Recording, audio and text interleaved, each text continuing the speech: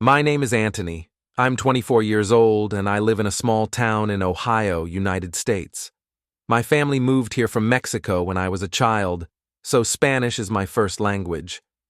Growing up, I heard English all around me, at school, in stores, at the doctor's office. People spoke English everywhere, but I stayed quiet. I understood it. I could read it. I could write short sentences. But when it came time to speak, I froze. My heart would beat fast. My hands would shake. My voice would become small and weak. I had so many words in my head, but my mouth wouldn't open. I felt scared. I felt stuck. In school, I always sat in the back. I never raised my hand. I didn't ask questions. I still remember one day when a teacher asked me to read out loud. She said, "Emily, can you read this, please?" I looked at the paper, but my lips were dry and my throat felt tight. I couldn't say a word. Everyone was looking at me. I felt like crying. That moment stayed with me for years. After that, I made a promise to myself. One day, I would speak. One day, I would be brave. But time passed. I finished school and started working at a small coffee shop. Every day, I saw people. I made coffee. I cleaned tables. Customers spoke to me, asking things like, "Can I get a latte?" or "Do you have muffins today?" I smiled, nodded, and said simple words like, "Okay," or "Sure." That was all. I never said more. I felt like a shadow, present, but not fully there. I was hiding behind small, safe words, but I wanted more. I wanted to say things like, "How are you?" or "Have a nice day," but I was too scared. I didn't have anyone to practice with. I wasn't going to English classes. I had no English-speaking friends. I felt alone. But deep down, I still had a strong desire to speak. I wanted to change. One evening, I had an idea. I picked up my phone and opened the voice recorder. I sat on my bed, pressed the red button, and said, "Hi, my name is Emily." Then I stopped. I played it back and heard my own voice. It was soft and shaky, but it was mine. That small moment felt big. I didn't feel scared. I felt something new, a small hope, a tiny light. The next night I did it again. I spoke into my phone about my day. I said, "Today I was tired. Work was busy." I talked about how I felt. I felt nervous. I made a mistake at work. There were no rules. No one was listening. It was just me and my voice. And for the first time, that was enough. I wasn't silent anymore. I was speaking. Maybe not to a person, but I was speaking. Each night, I recorded a few more words. Sometimes I talked for 2 minutes, sometimes just 30 seconds. But I showed up every single night, no matter how I felt. I opened my phone, opened my mouth, and I talked. I didn't correct myself. I didn't judge myself. I just tried. Slowly, I became less afraid. I started to enjoy it. My voice grew stronger. My sentences got longer. One night, I looked in the mirror and smiled. I said, "Emily, how are you?" Then I answered myself, "I'm fine. I had a good day." I laughed. I felt silly, but also proud. I was doing something new, something brave. Speaking to myself became my practice. My alone time became my learning time. And I realized that speaking alone is still speaking. That was the beginning, the moment I moved from silence to sound, from fear to hope. It didn't happen all at once, but every day I took one small step. My room became my classroom, my phone became my partner, and I became my own teacher. Chapter 2. Learning to speak alone. After a few weeks of talking into my phone, I began to feel different. I wasn't fluent, but I was no longer afraid to hear my own voice in English. I became curious. What else could I do? One morning, I stood in front of the mirror and said, "Good morning, Emily. How are you today?" Then I smiled and answered, "I'm a little sleepy, but I'm okay." At first, it felt strange, like I was pretending, but it also felt powerful. I wasn't waiting for someone to speak to me. I was speaking to myself. Each day, I added more English to my daily routine. While brushing my teeth, I'd ask, "What are your plans today?" While cooking, I'd say, "Now I add salt. Now I stir the soup." While walking to work, I'd look around and say, "The leaves are green. The wind is cold today." My life became a classroom. My voice became my practice. No one corrected me. No one laughed. And I kept going. One evening, I opened YouTube and searched Easy English Vlog. I found a video of a girl talking about her morning routine. She was brushing her hair, making coffee, packing her bag. She spoke slowly, and the video had subtitles. I paused after each sentence and repeated what she said. I copied her pronunciation. I wake up at 7 a.m. Pause, repeat. I like to drink tea in the morning. Pause, repeat. It was hard at first. My mouth moved slowly. I didn't understand every word. But I didn't give up. I watched cooking shows and listened to simple podcasts. I preferred ones with short sentences. I always used subtitles, and I didn't just watch. I spoke along. I made my own voice follow theirs. This is called shadowing. I didn't know that word at the time, but I knew it helped. My ears listened. My mouth repeated. My brain started to connect sounds and meanings. Little by little, English felt less strange. It started to feel closer. I also started writing. Before bed, I'd take a notebook and write 2 small paragraphs. Nothing special, just simple thoughts.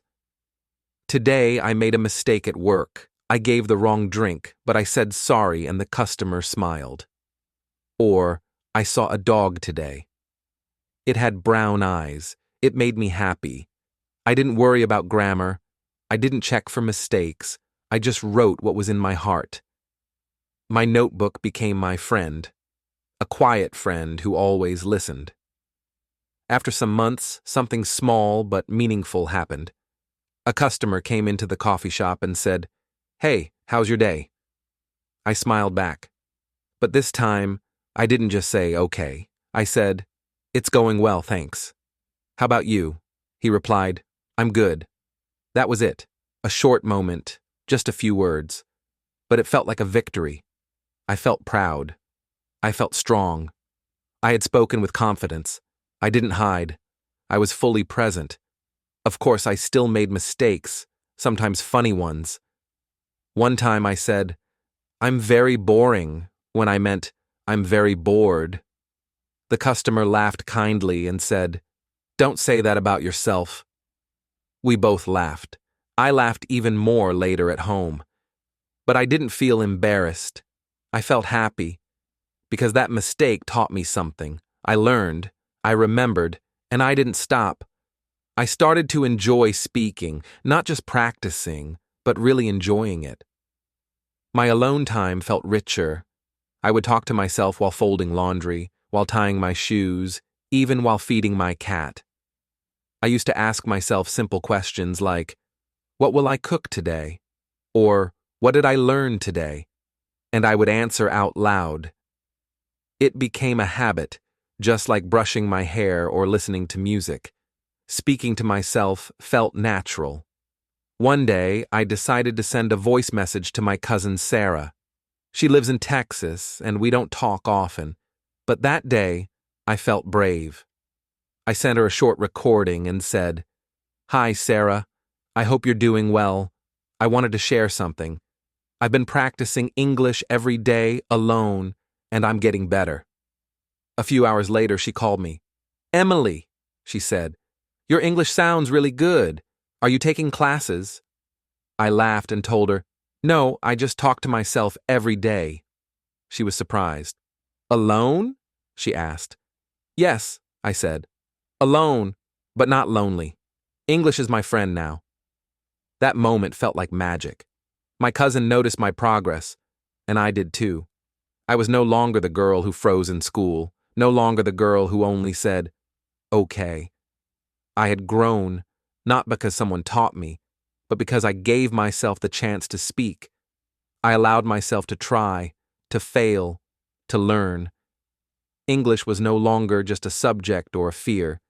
It had become a part of me, a true friend. After months of talking to myself, I looked in the mirror one evening and asked, Emily, what's next? I had come so far. I could speak without freezing. I could express how I felt. I could even chat with customers at the coffee shop.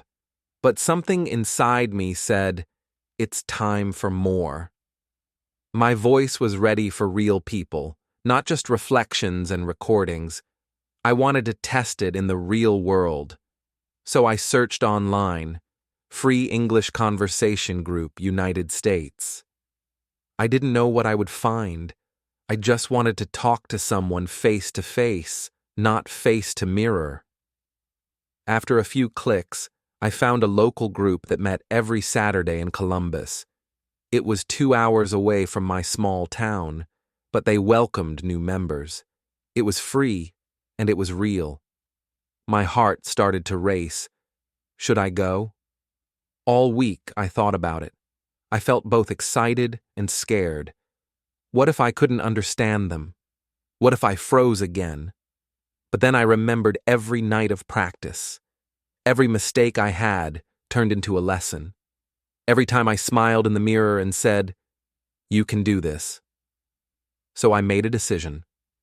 I would go. Saturday morning came. I woke up early, wore my favorite sweater, packed a notebook and a pen, and started the long drive.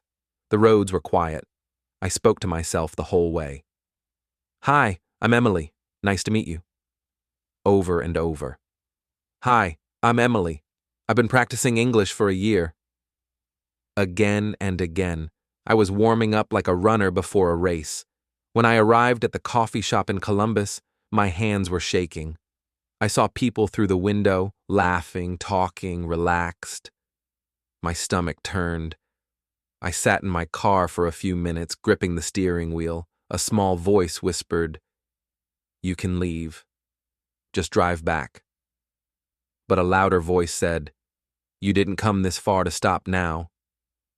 I took a deep breath and walked inside. A kind woman smiled at me. You must be Emily, she said. Welcome. She gave me a name tag. I held it in my hand and smiled shyly. Then I joined one of the small groups already talking. I listened first, and then it was my turn. My heart beat like a drum. I stood up, looked around, and said, hello, my dear friends. I'm Emily. I've been practicing English alone for a year. Today, I want to meet real friends. There was silence, then clapping, smiles and nods. My face turned red, but my heart was glowing.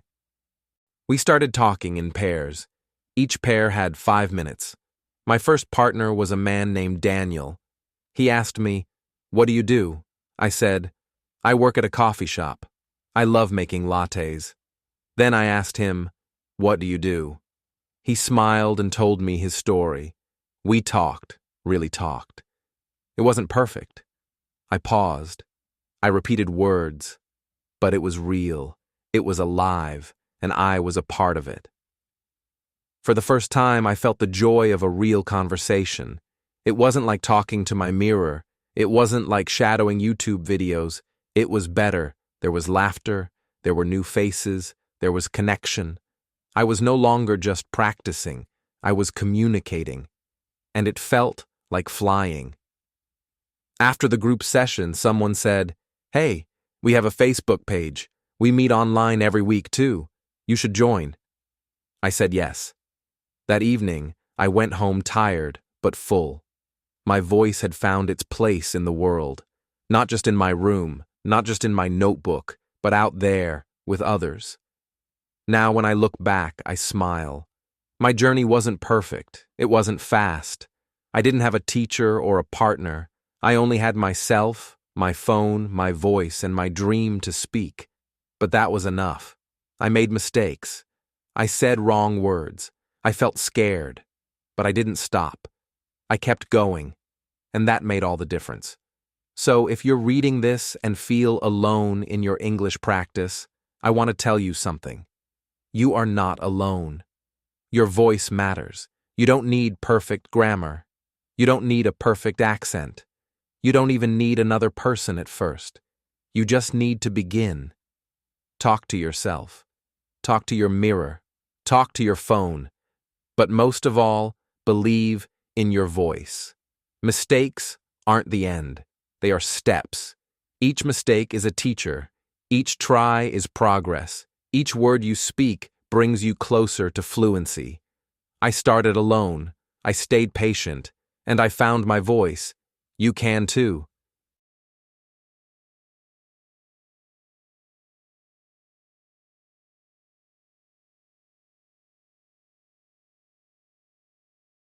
If you found this video helpful, please give it a thumbs up and share it with your friends. Don't forget to subscribe to the channel. Before we go, let me leave you with this. Learning English isn't just about memorizing words or grammar rules. It's about connecting with people, just like Sarah did on her trip. So keep practicing, stay curious, and most importantly, enjoy the journey. See you in the next video.